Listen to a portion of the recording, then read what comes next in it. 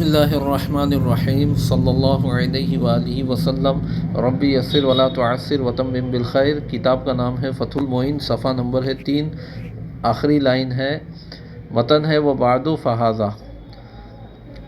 اگلے صفحے پر متن ہے مختصر، اور حمد و صلاۃ وغیرہ کے بعد تو یہ ایک مختصر ہے۔ فی الفقہ، فقہ میں، علم فقہ میں یہ ایک مختصر کتاب ہے۔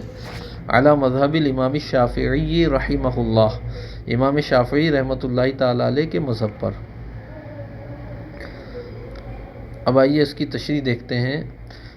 پچھلے صفحے پر آخری لائن میں فہذا کے بعد ہے المؤلف الحاضر، اگلے صفحے پر پہلی لائن کا پہلا لفظ ہے ذہنن۔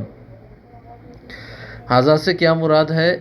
وہ تالیف جو ذہن میں حاضر ہے، کیونکہ مصنف علیہ الرحمہ نے شروع میں جو ہے فہذا فرمایا حمد و صلاۃ وغیرہ کے بعد، تو ابھی تالیف کی نہیں تھی قرۃ العین کی، مگر اس میں اشارہ کے ذریعے اس کی طرف اشارہ فرمایا۔ تو جب مشان الیہ معرض وجود میں نہیں آیا تو اشارہ کرنا کیسے صحیح ہے؟ تو بتایا الحاضر ذہنن، وہ مؤلف جو ذہن میں حاضر ہے، تو اس کی طرف اشارہ کیا۔ فرماتے ہیں مختصر ہے یہ۔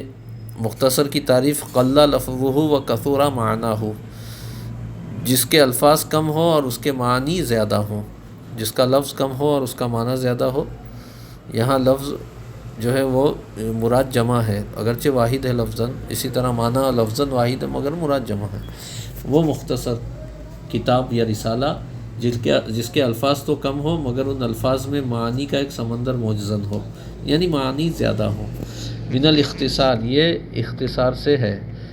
الاختصار باب افتعال کا مصدر ہے، اس سے ہے مختصر اسم مفعول۔ فی الفقہ، فقہ میں، علم فقہ میں۔ الفقہ یہ لغت میں جو ہے فہم یعنی سمجھنا، اور شریعت میں جو ہے تعریف آ رہی ہے آگے۔ فرماتے ہیں هو لغتاً الفہم، فقہ لغت میں فہم ہے، الفہم یعنی سمجھنا۔ واصطلاحاً، اور اصطلاح میں یعنی اصطلاح شرع میں علم فقہ کیا ہے؟ العلم بالاحکام الشرعیۃ العملیۃ المکتسب من ادلتها التفصیلیۃ۔ احکام شرعیہ عملیہ کا وہ علم ہے المکتسب، جو مکتسب ہے، مستفاد ہے، من ادلتها التفصیلیۃ، ان احکام شرعیہ عملیہ کی تفصیلی دلیلوں سے۔ دیکھیے، احکام شرعیہ جو ہے وہ اعتقادیہ ہوتے ہیں اور عملیہ ہوتے ہیں۔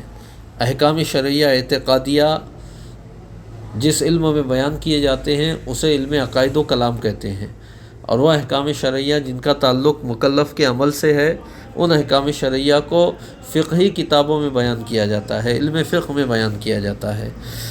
اور احکام شرعیہ کے جو ادلہ ہیں ان کی دو قسمیں ہیں، ایک تفصیلی دلائل اور دوسرے اجمالی دلائل۔ تفصیلی ادلہ سے مراد قرآن و حدیث کی وہ نصوص ہیں جن سے وہ احکام نکالے جاتے ہیں، جیسے اللہ نے فرمایا اقیموا الصلاۃ، نماز قائم کرو، ولا تقربوا الزنا، اور زنا کے قریب مت جاؤ۔ تو یہ اقیموا الصلاۃ جو ہے اس سے نماز کا وجوب سمجھ میں آتا ہے، تو یہ اقیموا الصلاۃ نماز کے وجوب کی تفصیلی دلیل ہے۔ اور اجمالی دلیل وہ قاعدہ ہے جس قاعدے کے ذریعے ہم نے اس آیت سے نماز کے وجوب کو نکالا۔ وہ قاعدہ کیا ہے؟ الامر للوجوب، امر وجوب کے لیے ہے۔ اسی طریقے سے زنا کی حرمت کو ہم نے جس قاعدے کے تحت نکالا، والنہی للتحریم۔ تو یہ جو قواعد ہیں، قواعد فقہیہ، قواعد اصولیہ، جن کے ذریعے مجتہد استدلال کرتا ہے، قرآن و حدیث سے مسائل نکالتا ہے، ان قواعد کو دلائل اجمالیہ کہتے ہیں۔ تو اصول فقہ میں احکام شرعیہ عملیہ کے اجمالی دلائل بیان کیے جاتے ہیں، اور فروع فقہ میں وہ احکام بیان کیے جاتے ہیں شریعت کے جن کا تعلق عمل سے ہے، جن کو فقہ کہتے ہیں۔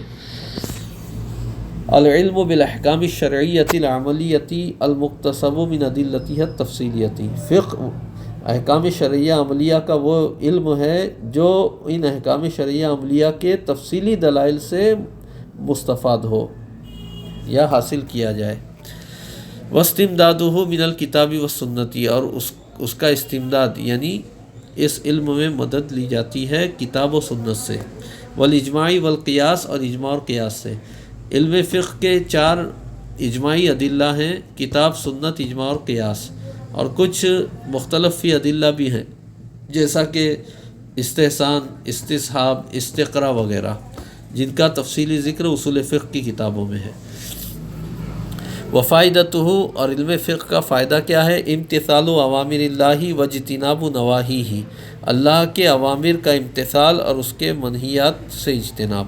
اللہ نے جن باتوں کا حکم دیا ان کو بجا لانا، اور جن باتوں سے منع کیا ان باتوں سے باز رہنا، یہ اس کا فائدہ ہے۔ یہ فائدہ تبھی حاصل ہوگا جب ہمیں معلوم ہوگا کہ اللہ نے کیا حکم دیا اور اس حکم کو کیسے ادا کیا جائے، اور اللہ نے کن چیزوں سے منع کیا اور ان چیزوں سے ہم کیسے باز رہیں۔ یہ ساری تفصیل علم فقہ میں معلوم ہوتی ہے۔ تو جو علم فقہ پڑھتا ہے، جانتا ہے، تو وہ اللہ کے اوامر کو بجا لاتا ہے اور اس کی منع کردہ چیزوں سے باز رہتا ہے۔ یہ اس علم کا فائدہ ہے۔ اعلیٰ مذہب الامام، یہ جو علم فقہ میں یہ مختصر کتاب ہے، یہ امام شافعی رحمۃ اللہ تعالیٰ علیہ کے مذہب پر ہے۔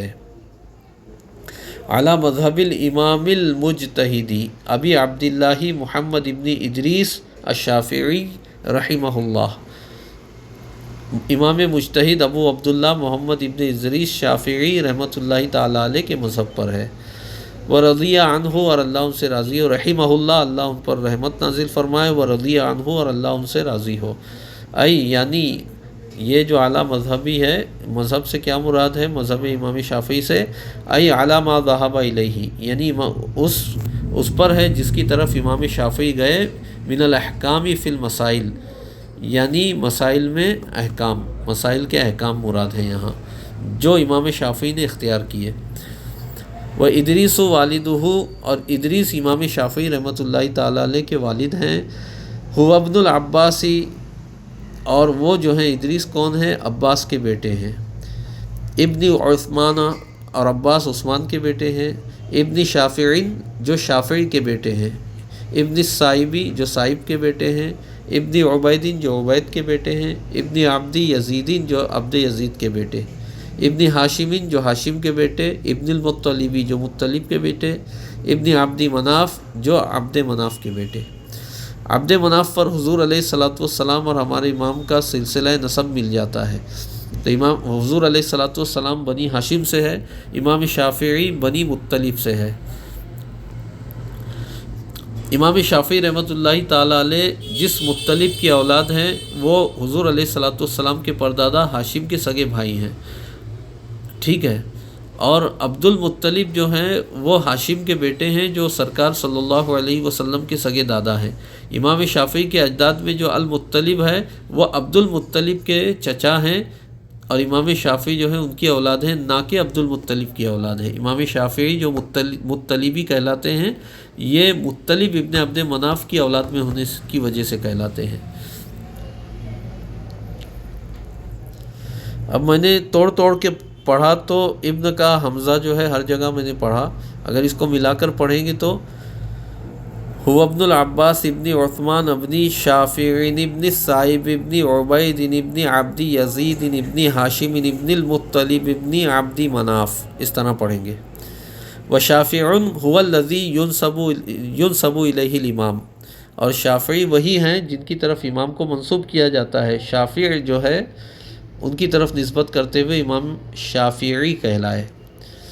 وَأَسْلَمَ هُوَ وَأَبُوهُ السَّائِبُ، اور وہ اور ان کے والد سائب ایمان لائے، یعنی شافع اور سائب باپ بیٹے دونوں ایمان لائے، یوم بدرین، بدر کے دن، یعنی جنگ بدر جب ہوئی اس وقت یہ دونوں حضرات جو ہے ایمان لے آئے۔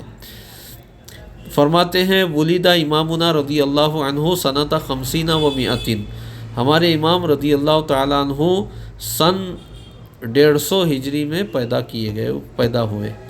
وتوفی یوم الجمعۃ سلخ رجبہ سنۃ 40 و 200، اور آپ نے وفات پائی جمعہ کے دن رجب کی آخری تاریخ میں، سلخہ رجب یعنی رجب کی آخری تاریخ میں، سنۃ 40 و 200 سن 204 ہجری میں۔ مصر میں امام شافعی نے وصال فرمایا، اور مصر ہی میں قاہرہ میں آپ کا مزار مبارک زیارت گاہ خاص و عام ہے۔ وسمیتہ، اور اس مختصر کا نام میں نے رکھا بقرۃ العین ببیان مہمات احکام الدین، متن کی عبارت ہے بقرۃ العین بمہمات الدین، اور اس مختصر کا نام رکھا قرۃ العین بمہمات الدین۔ دیکھیے قرۃ العین کا مطلب ہے آنکھ کی ٹھنڈک، مہمات مہمتن کی جمع ہے یعنی اہم مسائل، الدین دین کے اہم مسائل کے ذریعے آنکھ کی ٹھنڈک۔ قرۃ العین بمہمات الدین جو متن ہے قرۃ العین بمہمات الدین، اس کا مطلب ہے کہ دین کے ضروری اہم مسائل کے ذریعے آنکھ کی ٹھنڈک۔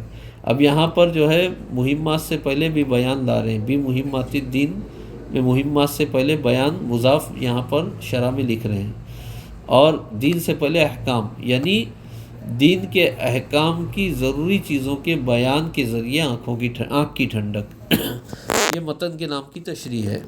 فرماتے ہیں انتخبتہ وہذا الشرح، میں نے اسے اور اس شرح کو، اس مختصر متن کو، اس مختصر کو یعنی متن کو اور اس شرح کو میں نے منتخب کیا من الکتب المعتمدتی، کتب معتمدہ سے، وہ کتابیں جن پر مسائل میں اعتماد کیا جاتا ہے، ان کتابوں سے میں نے جو ہے منتخب کیا متن کے مسائل کو بھی اور شرح کے مسائل کو بھی۔ وہ معتمد کتابیں کن کن علماء کی ہیں ان کو آگے بیان کر رہے ہیں۔ لشیخینا ہمارے دو شیخوں کی، پہلے شیخ کون ہیں؟ خاتمۃ المحققین شہاب الدین احمد ابن حجر الہیتمی، خاتمۃ المحققین شہاب الدین احمد ابن حجر حیتمی، اور دوسرے شیخ کون ہیں؟ وبقیۃ المجتہدین وجیہ الدین عبد الرحمن ابن زیاد، مجتہدوں کا بقایا، یعنی جن کے تفقہ فی الدین کو دیکھ کر جو ہے مجتہدین کی یاد آتی ہے، اور گویا کہ یہ مجتہدین کی آخری کڑی ہیں، مجتہدین کے قریب ان کی صلاحیت ہے، اگرچہ فی نفسی وہ مجتہد نہیں تھے۔ یہ ان کا لقب انہوں نے لکھا بقیۃ المجتہدین۔ وجیہ الدین عبد الرحمن ابن زیاد، وجیہ الدین عبد الرحمن ابن زیاد کی کتب معتمدہ جو ہمارے دو شیخ، جن میں سے پہلے کون ہیں؟ خاتمۃ المحققین امام شہاب الدین احمد ابن حجر حیتمی، اور دوسرے بقیۃ المجتہدین وجیہ الدین عبد الرحمن ابن زیاد، ان دونوں کی کتابیں رضی اللہ تعالی عنہما، اللہ ان دونوں سے راضی ہو۔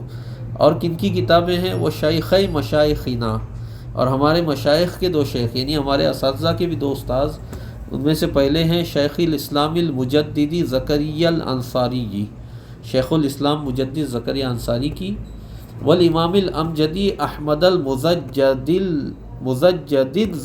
رحمہم اللہ تعالی، اور دوسرے ہیں امام امجد یعنی شرف والے، زیادہ شرف والے امام احمد مزجد رضی اللہ تعالیٰ عنہ، رحمہم اللہ تعالی، اللہ ان دونوں پر رحمت نازل فرمائے۔ ان چار بزرگوں کی معتمد کتابوں سے میں نے جو ہے اس مختصر کو اور شرح کو منتخب کیا، لیکن صرف ان چار بزرگوں ہی کی کتابوں سے مدد نہیں لی گئی ہے، بلکہ آگے فرماتے ہیں وغیرہم من محقق المتاخرین، اور ان کے علاوہ یعنی محققین متاخرین ان کی کتابیں، معتمداً اعتماد کرتے ہوئے میں نے انتخاب کیا، علی ما جزم بہ شیخ المذہبی، اس پر جس پر مذہب کے دو شیخوں نے اعتماد کیا۔ یہ دو شیخ کون ہیں؟ النووی والرافعی، امام نووی اور امام رافعی، یعنی ان کی کتابوں سے جو مسائل میں نے اخذ کیے اور اختلاف کی صورت میں میں نے جن اقوال پر اعتماد کیا، تو یہ جو میرا اعتماد ہے یہ مذہب کے دو شیخ امام رافعی اور امام نووی نے جن اقوال پر اعتماد کیا ان پر میں نے اعتماد کرتے ہوئے جو ہے اس متن کو اور شرح کو منتخب کیا۔ فن نووی، پھر امام نووی نے جس پر اعتماد کیا، یعنی امام رافعی سے اگر اس کی تصریح منقول نہیں ہے تو امام نووی نے جو لکھا اس پر اعتماد کیا، یا یہ بھی مراد ہے کہ اگر دونوں میں اختلاف ہو گیا تو امام نووی نے اختلاف، امام رافعی اور امام نووی کے آپس کے اختلاف کی صورت میں جو امام نووی نے فرمایا میں نے اس پر اعتماد کیا۔ فرماتے ہیں فَمُحَقِّقُ الْمُتَأَخِّرِينَ، پھر ان دونوں کے بعد جس پر جزم فرمایا محققین متاخرین نے، جیسا کہ امام ابن حجر مکی، امام محمد رملی، خطیب شربینی، امام شہاب الدین رملی، شیخ الاسلام زکریا انصاری وجیہ الدین عبد الرحمن ابن زیاد وغیرہ رضی اللہ عنہم، یہ محققین متاخرین میں سے ہیں